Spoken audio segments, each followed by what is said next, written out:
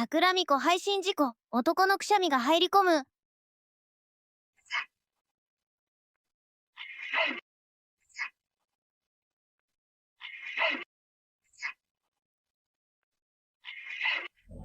さてお主はこのくしゃみのような声、犬猫と思うか、それとも人間と思うか。